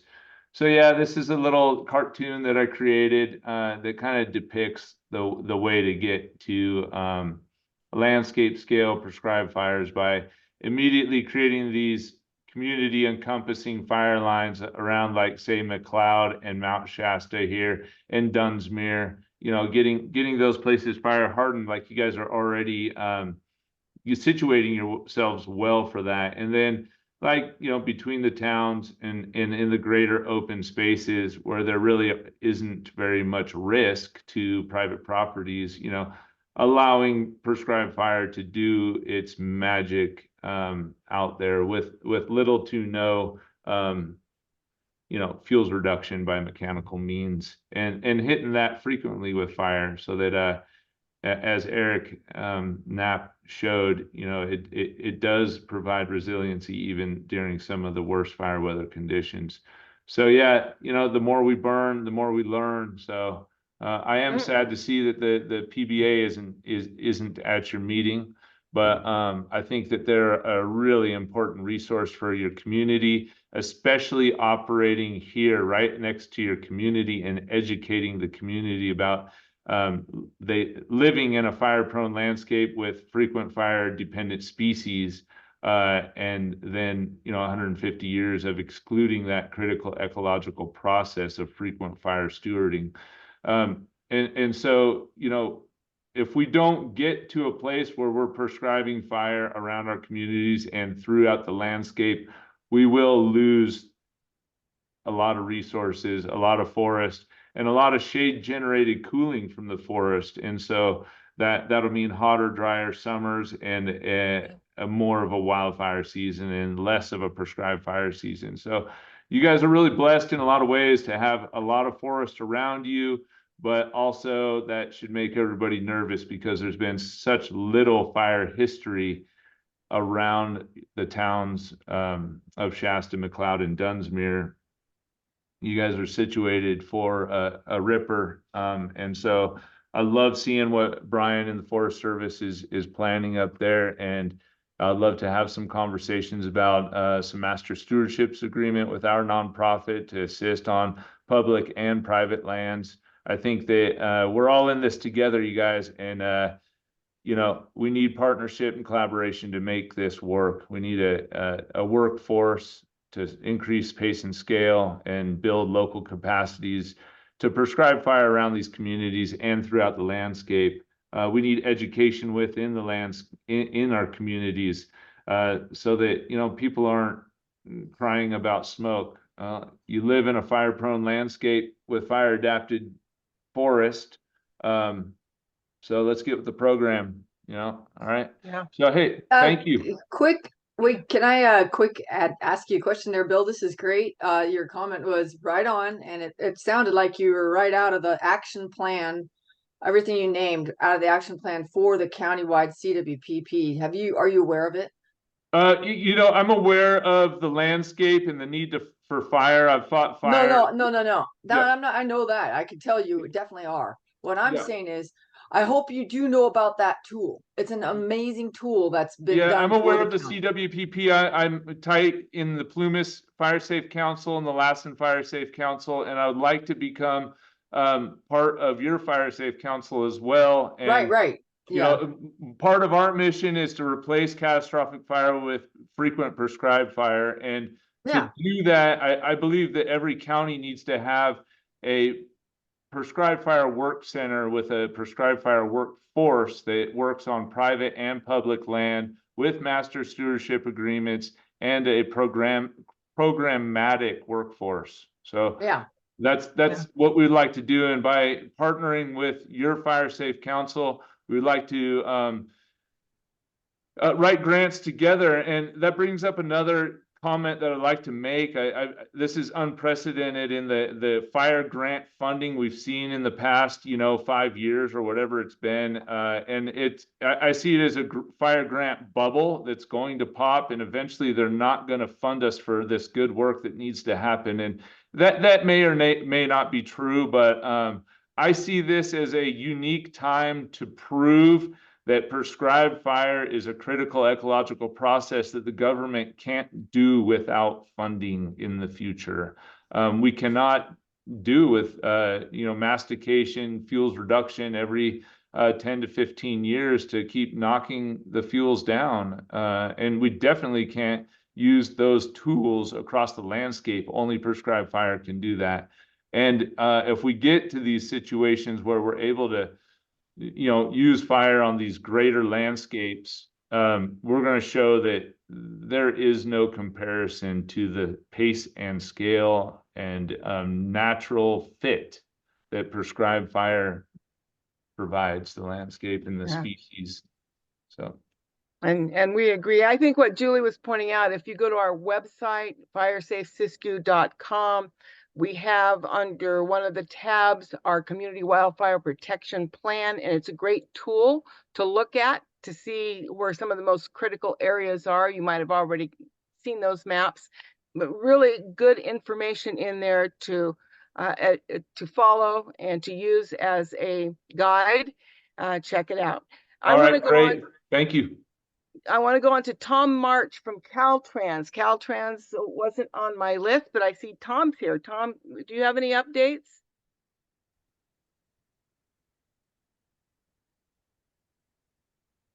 Can you hear me? Yeah, I can hear you. Okay, I was just trying to get that screen going.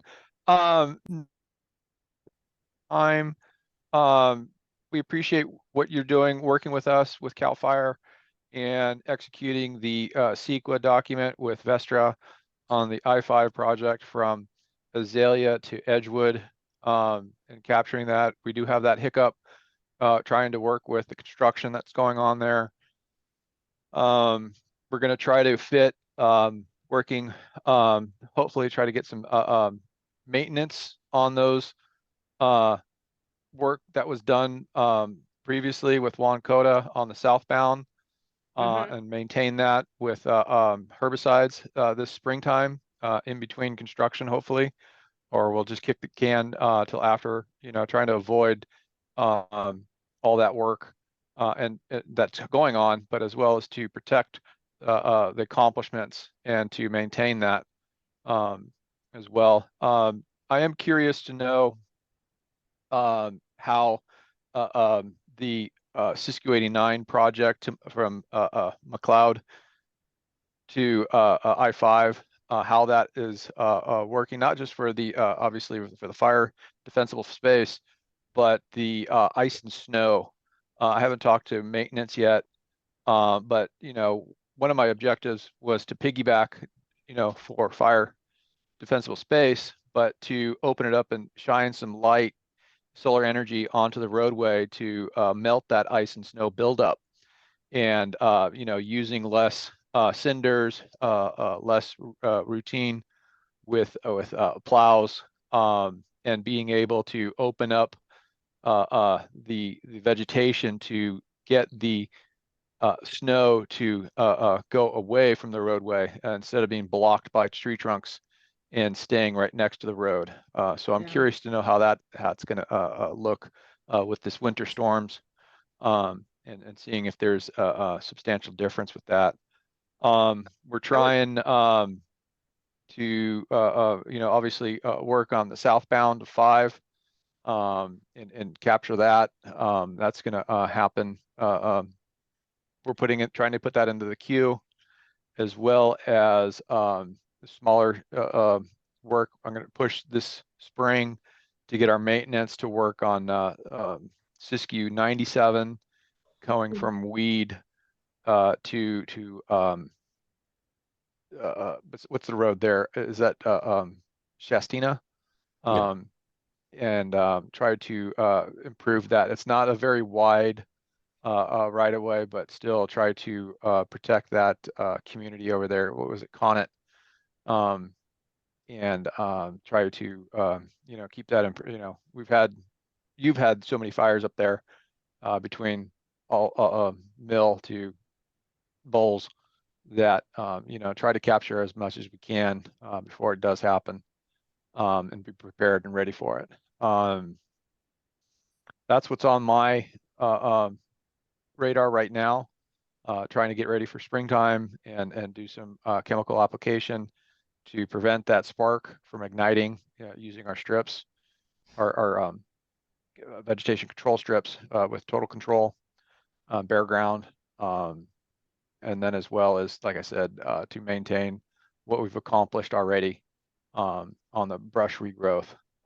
It's a challenge working in the right of way to obviously safety, traffic control is challenging Well, we sure appreciate you partnering To with yell- the Fire Safe Council of Siskiyou County to do several of those projects along the freeway, as well as with Shasta Valley RCD. You've joined in the fire mitigation realm and with these nonprofits, and you've been very willing to work with us, and we appreciate you for that. All right.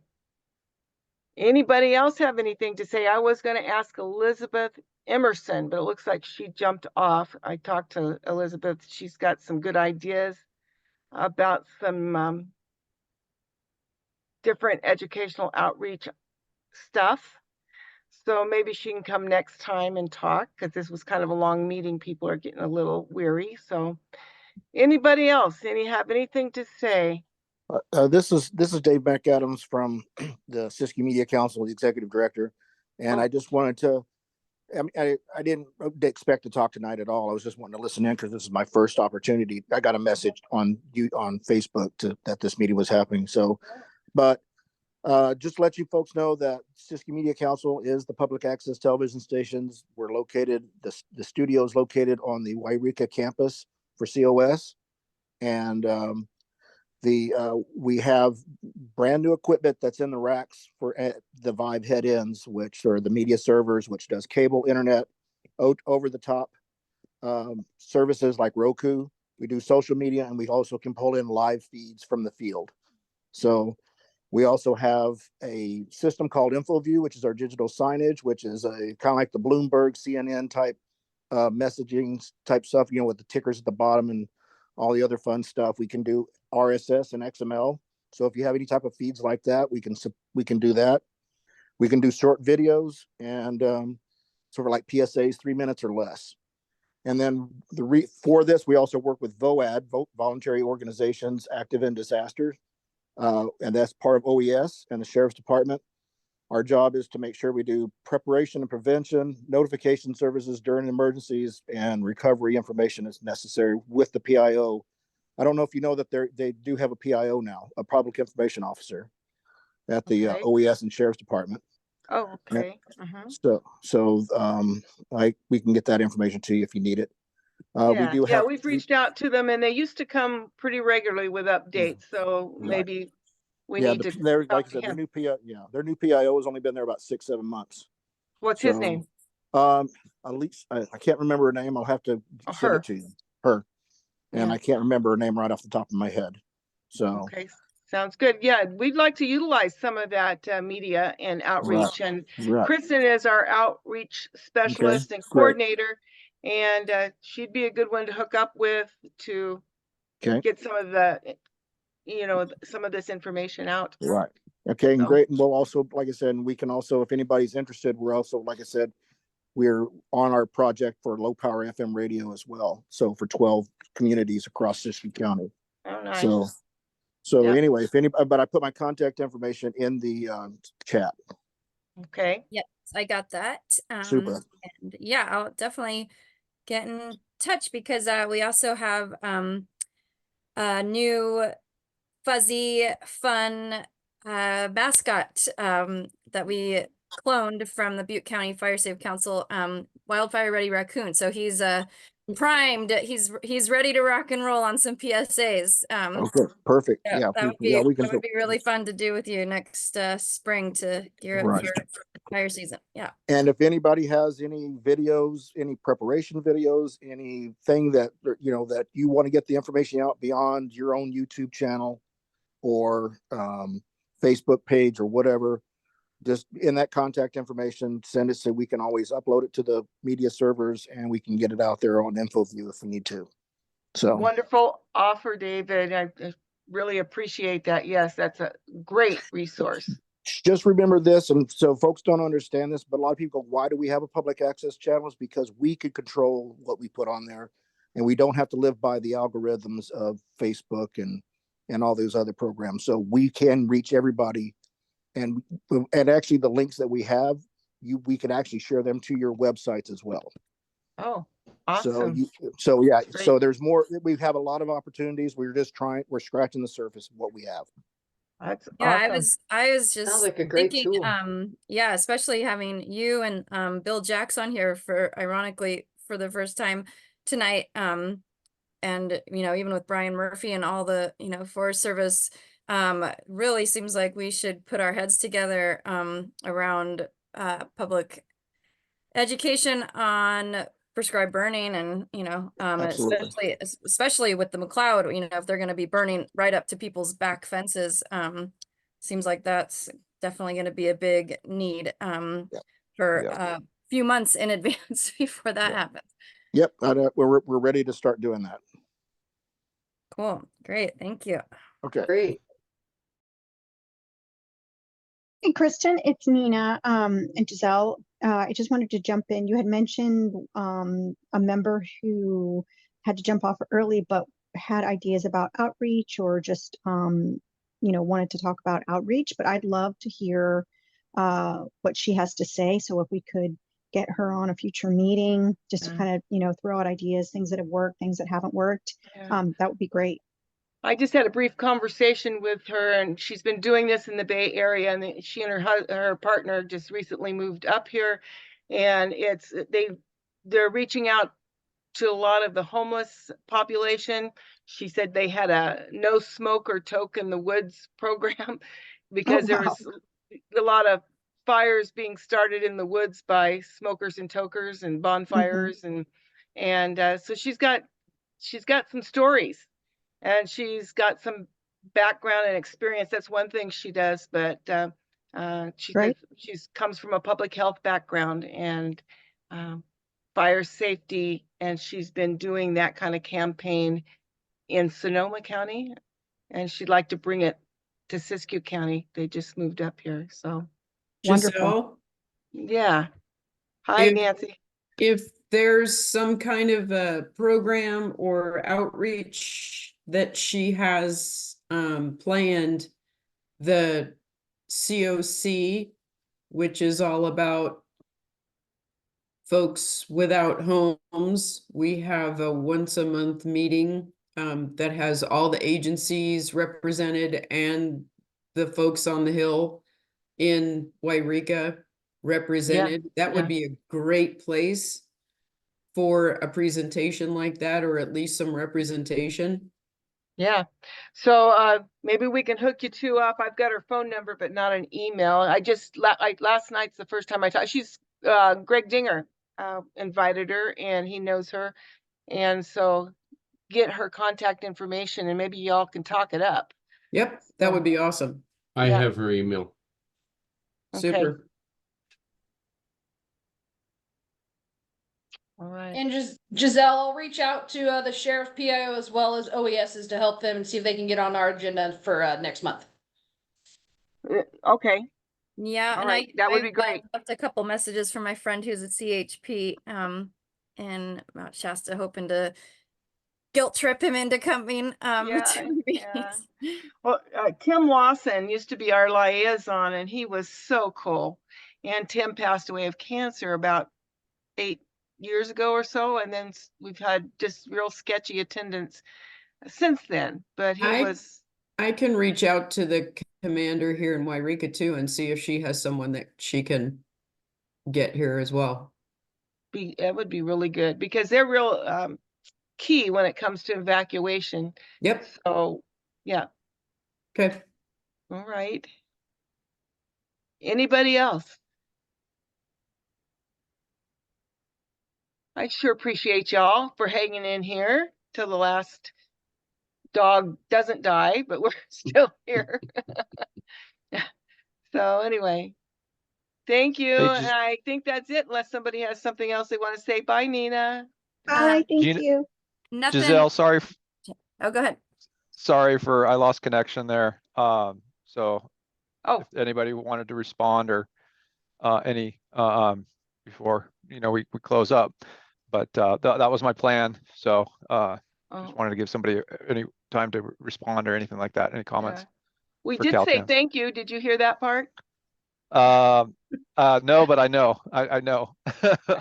So we appreciate it. right. So the person who was doing, I didn't take notes very well, who was doing the prescribed burn out of McLeod. Who was that again? That's Terra Fuego. They're working with Pacific Forest Trust. Pacific Forest Trust has entered into contract with some private landowners around the McLeod, town of McLeod, and they've contracted Terra Fuego, which is actually a nonprofit, and they're a burn organization. And so they're going to, I went to their meeting this last week. They had one at the Mercantile in McLeod. It was very interesting. So they've developed 13 units, burn units around the town. He shared a map. And Right, I saw that. And what was his name again? It was Bill? Bill Jacks. Yeah. And Okay, thank you. they're going to start this spring. They've already done some mastication on some of them, and they're going to start this spring burning. And it comes right up close to private properties and near the town. Yeah, I saw But that, and I want to make yeah. sure that we treated the west side of that parcels that he has, but I want to make sure we capture the right side of McLeod where that prescribed fire is proposed, so that we can tie them all in and you know, maximize our efforts. Yeah, do you have his contact information? I'll email you for that. Okay, If you... sounds good. Sounds Great. good. Thank you. Yeah. All right. Thank you. All right, you guys. Giselle, just so it's on your radar, we'll follow up, but Stefano, I've been messaging back and forth just between the two of us, and we're gonna try to see. I know we've got a lot of guest speakers lined up the next couple months, but it'd be great to have him sure on there whenever we can finagle it. All right. Well, I think that it's on Valentine's Day next month, but we don't have any speakers until March, right? Well, we have the Recover California in February. In February. Are we still going to do it? That's another thing we did. Are we going to do it on the 14th or move it up a day? Did we talk about that? We decided to do it on the 15th, the Thursday the 15th instead. Okay. Wednesday, On the 15th. All right. So that I don't know how extensive I can check with her. I don't know how extensive her presentation will be. We might be able to get you in that day, Stefano. So I'll be in touch with you. So, and yeah, I guess we should have announced at the beginning of this meeting that we're changing the date because I forgot. I have to send something out. Yeah. So yeah. I don't know if everybody celebrates Valentine's, but a lot of people do, and we don't want to get in the way of that. Is it going to be at the same time? Yeah, 5:30 on the 15th instead of the 14th. Okay. Alrighty, I think that's everything. All right. Well, as they say in the Old West, we've got this one saucered and blowed. Time to go. Oh, there was one other thing, Kathy, that I can connect you with. Margie King out in Juniper Flat Fire Safe Council. We kind of started this conversation with similar needs as your communities with wanting to replant post-fire. There's a nonprofit that contacted us actually out of the blue. They're a big international nonprofit called One Tree Planted, and they have some kind of cost sharing, grant funding for and any entity can actually do some smaller scale programs through them where you up to 3 times a year you can get I think they increased it to like $3,500 worth of seedlings to give out just at any sort of community event. And so we've had several meetings with those folks at One Tree Planted and can have connected Margie, but nothing ever really moved forward. So it would probably be really efficient if you guys both wanted to do that. We can kill 2 birds with 1 stone and kind of connect the dots there. We already started to, but then it kind of fell off the radar. So there is this organization called One Tree Planted that will just give you seedlings to do 3 outreach events per year. And then if you want to do a larger scale project, it's obviously more involved, and there's some cost share elements to it. They don't have, 100% grant funding to cover all the elements. Like, they can't cover the site prep, that kind of stuff that can be significant. But yeah, so that might be something, even just to get those 3 smaller scale seedling giveaway events put together, might be worth doing. Excuse me, Mhm. could I get hold of Giselle and she can set me up with her so we can maybe. I'll do that. I'll yeah, get yeah, Kristen's, yeah. Oh, Yeah. you could set me up with Kristen. Okay, Yeah, yeah, I'll maybe set I you up can with talk Kristen. to Yeah, her. I'll give you her information. Maybe Yeah, so- Mount Hebron, our firefighters and stuff that are stationed there still. I'm not sure if they're all still there, but Seaweed Week or Goose Nest, maybe we can get a few people involved in that. Yeah, that would be good. Yeah, and I don't know about, any sort of potential partnerships with like the YCC, like, They wouldn't have that now. It's they've already did it this year already. They won't be till next year. Yeah, they usually start in the end of June after school's out. So I Yeah. don't know. I think that the planting window is probably in spring Closed. or fall. Yeah. Yeah. Right. So. But yeah, definitely. I It's mean, something to do in the head. just for like, those small scale ones would just be for like, giving to private landowners to do themselves, to take it back to their property and do themselves. They have done that before, past years. They can go and get, they plant whatever trees are left. They've given it to the public, but that's something a little bit different. But yeah, this is something we can look into. Thank you. Yes. Hey, Kathy. Yes. This is Jennifer from the Klamath. I'm going to put my information in the chat, and maybe you and I could talk a little bit tomorrow or offline another time.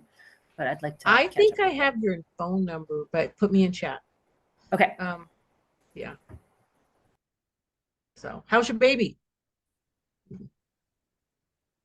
Different Jennifer. Oh, sorry. Then I do have a new kitten. Different Jennifer. I was wondering there for a second, Jen. I was like, Different Jennifer Yeah. did have a baby. Yeah. Well, Okay. Yeah, for you, Kathy works on or used to work on the Goose Nest, so she was probably thinking. Are you thinking it was a Jennifer from the Goose Nest? Yes, in Klamath, Oh, yeah. yeah. Well, in Wairika, yes. Too many same names. Yeah. all righty. Thank you, everyone. That's And okay. it's great to meet you virtually, Kathy, since we've always been like ships passing in the night at the Tule Lake Fair. Oh, okay, Yeah. okay. Now, Yeah. now the shoe fits. Okay, I know. No, I know. I put the face with the work. Yes. Yeah. Yeah.